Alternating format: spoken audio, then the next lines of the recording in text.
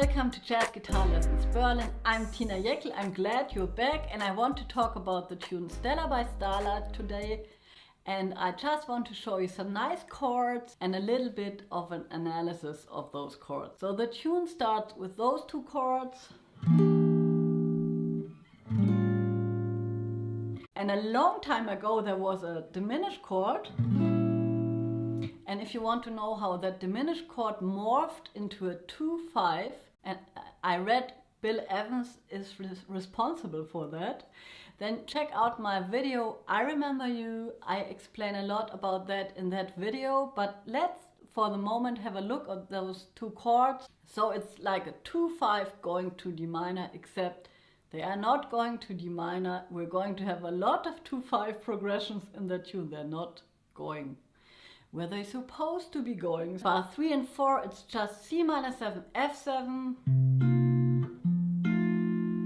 So those two chords would lead to the tonic, but they don't lead there. But that still means you can play all the things that you would normally play over a 2-5 going to the 1.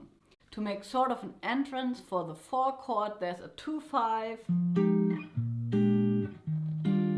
So that B flat 7 chord is just a secondary dominant in the key of B flat, right? Which would lead to E flat, and in this case leads to E flat. And since this secondary dominant leads to a major chord, the 2 chord would be a minor 7 chord. So it's a 2-5-1 going to E flat, but you can improvise over this progression just like over a normal 2-5-1 in E flat, since an A would be pretty far out. So don't think about it as a Lydian chord, just stay in the key of E flat in your thoughts, but we are still in B flat, right? And then the E flat major 7 morphs into an E flat minor chord. So it's a 4 minor chord. I love 4 minor chords. Check out the Beatles, they use it all the time. I mean, not only the Beatles, it's used everywhere in music. And I think it makes things much easier if you think about that chord as a 4 minor chord, since when you're improvising, you're just thinking 4 major, 4 minor. And there are lots of ways of playing the 4 minor chord. It could be only the A flat 7 sharp 11, right? It could be only the E flat minor 6 chord. It could be a small 2-5-1.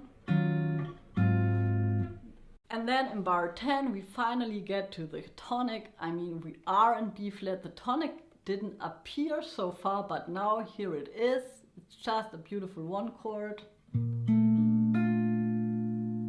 And then again the 2 chords from the beginning, but in this case they go to the chord they are supposed to go to.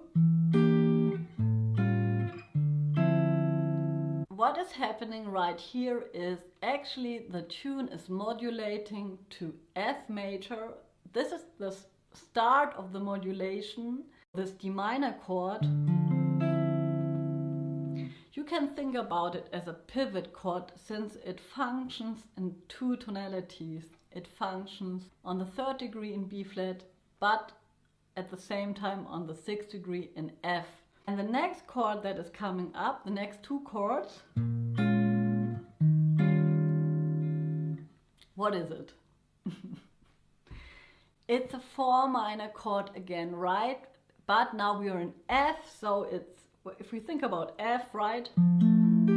What would we have on the 4th degree? A B flat major. I know that's confusing. And then if we turn the major chord in a minor chord, it's a 4 minor chord. And then again you can use all the possible chords that you can use for a 4 minor chord, like B flat minor 6,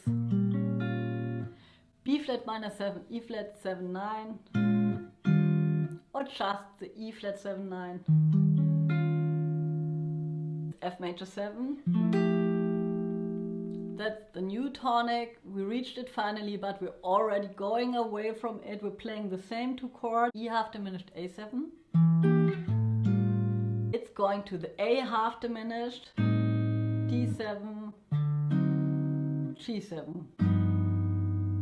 And how you can think about it is the D7 is a secondary dominant in B flat. We are back in B flat, we're going back to B flat. And since the D7 in B flat would resolve to the 6th degree, which is a minor chord, right?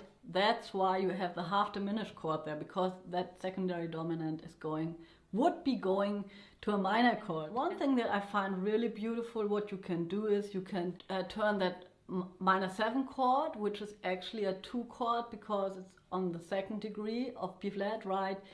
But in this case, since you're having those 2 bars of G7, so there's a long period of preparation for that C minor chord, and that somehow gives us the feeling it's going to a tonic minor chord, and then you could play a C minor 6 chord. And then we are back to my most favorite chord, 4 minor, A flat 7, sharp 11, going to B flat major. And then we have sort of a sequence, a chord sequence I'd like to think about. So by that I mean we're repeating a pattern of chords like this.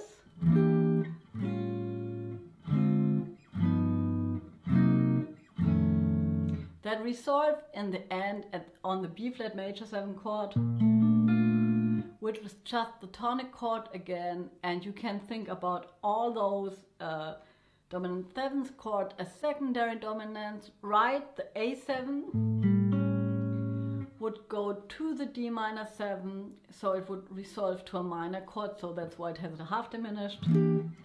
Same with the G7, would go to C minor.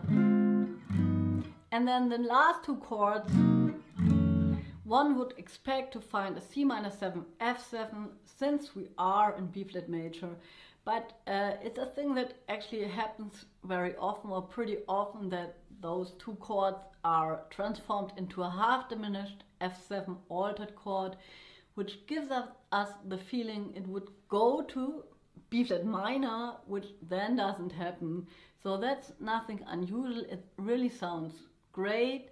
It's a kind of a surprise for the ears, but also I think that maybe Victor Young wanted to keep this movement of that sequence, and that's why he transformed the C minor 7 chord into a half diminished chord. So that's it for today. Let me know if you have any questions. I'd be glad to make another video.